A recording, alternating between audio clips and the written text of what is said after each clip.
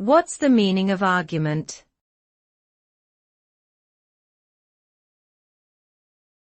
Argument.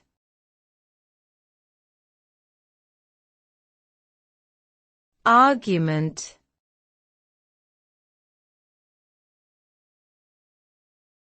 Argument.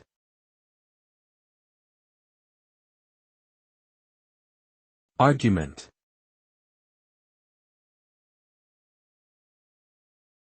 An argument typically refers to a point or premise put forward in support of or against something.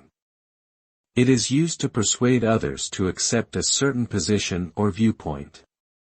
In logic and philosophy, an argument is a series of statements used to explain or support a conclusion. It can also refer to a disagreement or dispute between individuals or groups.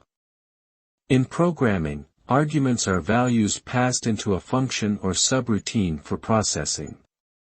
Overall, the term argument typically involves presenting a case or perspective in order to convince or influence others.